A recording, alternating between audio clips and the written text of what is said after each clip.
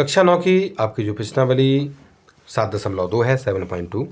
अब उसके हम 5वें वाले क्वेश्चन को यहाँ पर बच्चों सॉल्व करते हैं। इसमें लिखा है कि ABC और DBC समान आधार BC पर स्थित दो समद्विबाहु त्रिभुज हैं। यानी यहाँ पर ये जो ABC आपको दिख रहा है और ये जो DBC आपको दिख रहा है वो एक ही आधार का मतलब ये वाली जो लाइन है, अगर इस ABC को देखें तो उसका भी आधार यही BC है और इस DBC को देखें तो उसका भी आधार यही आपका BC ही है।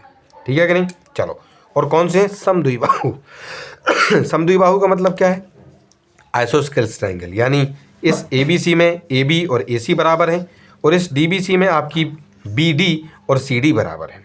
ठीक है कि नहीं? चलो, तो इसीलिए इनको क्या कहा गया? आइसोस्केलेस कहा गया। ये अपने आप में आइसोस्केलेस है, इनकी ये दोनों भुजाएं बराबर हैं। इस वाले त्रिभुज की ABC की AB और AC भुजा बराबर है। इतना समझने के बाद अब आपको इसमें बताना है कि बताइए कि जो एंगल ABD है, एंगल ABD ये पूरा बड़ा वाला जो एंगल है वो बराबर होना चाहिए ACD के, इस बड़े वाले त्रिभुज के बराबर होना चाहिए।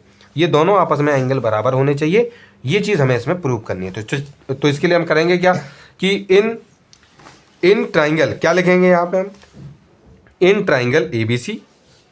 इसमें अगर हम देखते हैं ABC का, इसको हम चाहें तो यहाँ पर अलग से बना सकते हैं। चलो, तो ABC वाले को हम अलग से बना देते हैं यहाँ पर आपको समझने के लिए। ठीक है जी, चलिए, यहाँ A है, यहाँ B है और यहाँ पे C है और ये एक और है जिसका नाम है आपका, चलो इसका नाम क्या है? D, B और C। चलो ठीक है कि नहीं? चलिए, इसमें क्या है, इस वाले त्रिभुज में अगर हम देखते हैं तो AB और AC आपको बराबर दिए गए थे।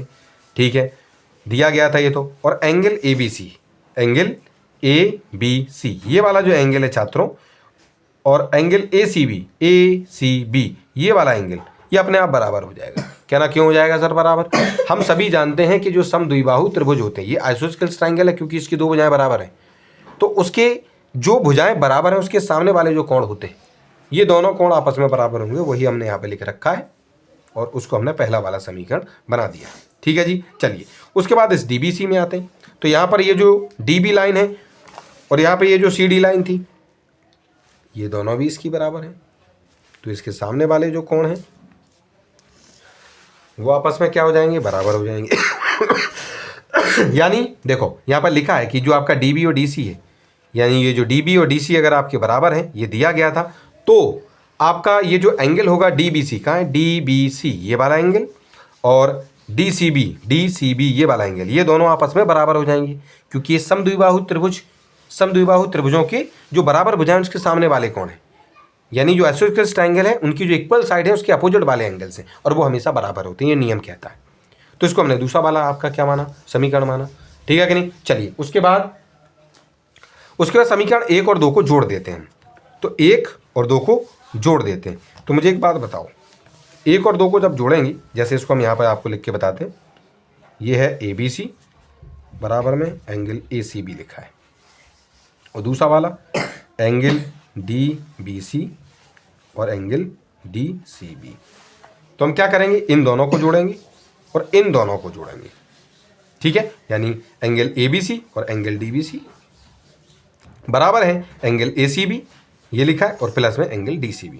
ठीक है कि नहीं? चलो, अब अपने यहाँ आओ, इसको अगर हम देखते हैं, देखो अगर हम ABC को जोड़ते हैं, इस वाले एंगल को किस में जोड़ते हैं?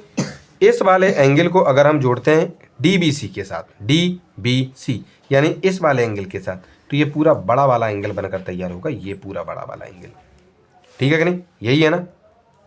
तो इसकी जगह हमने क्या लिख दिया? ABD, क्योंकि इन दोनों के दोनों एंगलों को ABC और DBC, ABC ये और DBC ये, इन दोनों को जोड़ने पर छात्रों आपका कौन सा वाला एंगल बनेगा? ABD ये पूरा बड़ा वाला एंगल आपका बनकर तैयार हो जाएगा। ठीक है, जो कि बराबर होगा ACB ये और DCB को जोड़ने पर जो भी आएगा DCB ये, इन दोनों को जोड़ने पर ये एंगल बनकर तैयार होगा जिसका नाम क्या होगा? ACD।